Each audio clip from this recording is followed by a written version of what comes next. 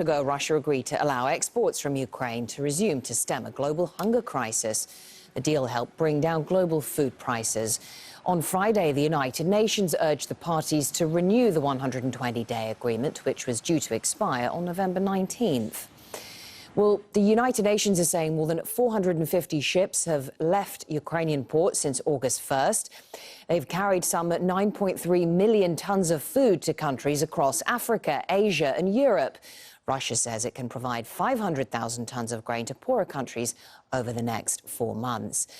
But Russia blamed the decision to suspend the deal on a drone attack on its Black Sea Fleet ships in the Crimean port of Sevastopol early on Saturday.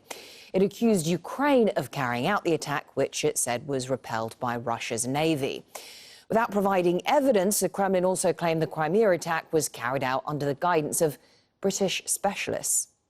The Kyiv regime carried out a terrorist attack on ships of the Black Sea Fleet and civilian ships that were on the outer and inner roadsteads of the Sebastopol base. 9 unmanned aerial vehicles and 7 autonomous maritime drones were involved in the attack.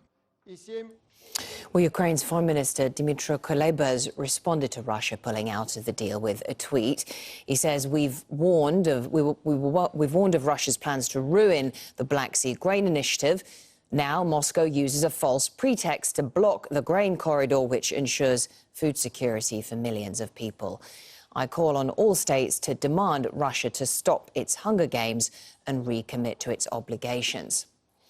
Harry Fawcett joins us live now from Kyiv. Obviously, the reaction there from the Foreign Minister referring to Russia's withdrawal from this deal as being a false pretext. But is there any more information about these claims of an attack on its ships?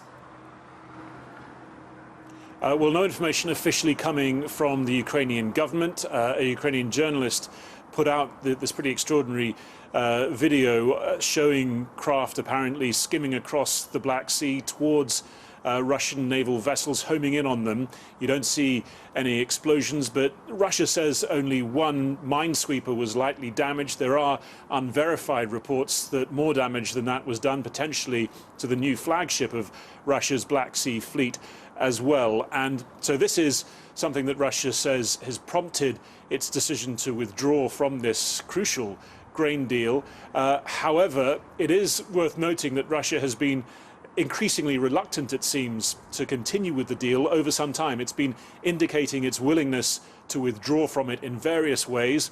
It was talking about a potential UN investigation into its use of Iranian aerial drones in its attacks on Ukraine, saying that that might prompt it to withdraw. It is known that Russia has not been comfortable with the other half of the deal, which it said was to allow further exports from Russia, especially of its fertilizers. And so this coming on this day, this Saturday, seems to have provided the reason that it might otherwise have been looking for. But this is something that Russia is obviously protesting very strongly against, this attack. Worth noting as well that Britain says it had nothing to do with either this attack or the sabotage of the Nord Stream 1 and 2 pipelines under the Baltic. One other line to bring you a couple of other reactions. The United States is accusing Russia of weaponizing food, having accused it of weaponizing energy before. And Ukraine's President Volodymyr Zelensky has also been speaking, saying that that a few people within the Kremlin were dictating what would happen on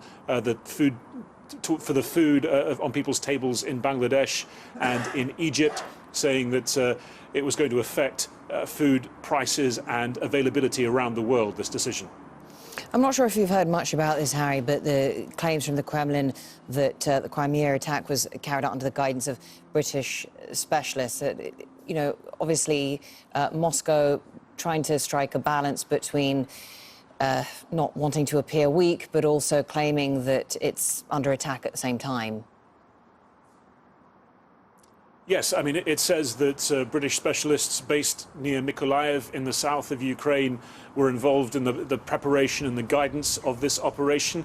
It's also claiming that Britain was behind the explosions, the undersea explosions that we saw last month in the Baltic Sea, where we saw natural gas bubbling up to the surface from the Nord Stream 1 and 2 pipelines. Britain, the MOD, the Ministry of Defence, of the United Kingdom has called these false claims on an epic scale and is utterly rejecting this. Worth also saying that elsewhere the war continues, both in terms of artillery going both ways as the fight for the important city of Kherson in the south continues. Also, more prisoner exchanges have been continuing as well. 52 Ukrainian prisoners of war coming westward and 50 going eastward. So the war continues, but no doubt that on this day that the most significant development is this decision by Russia to pull out of the grain deal. All right, thanks very much. Harry Fawcett, bring us all the latest reaction from Kyiv. Also, Mike Hanna standing by for us in Washington, D.C., because this was a deal that was brokered by the international community. The United Nations was involved as well. Mike, any reaction from them? Well, as yet, no formal reaction from the United Nations, but what we do know is that the Russian ambassador says the UN has been formally informed of the fact that Russia is walking away from this deal. The ambassador has also called for an urgent Security Council meeting on Monday to discuss the whole matter.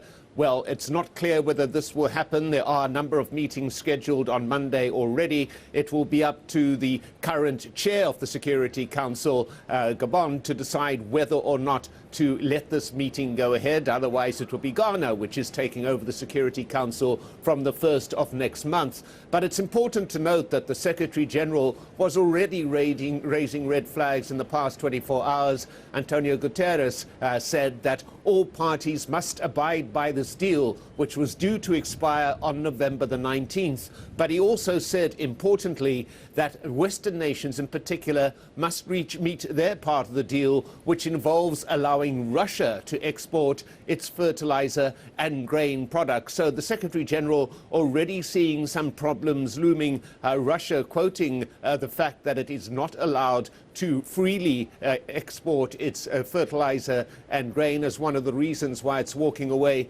from this agreement. But it's a very significant agreement, a very complex one, which was reached back in July.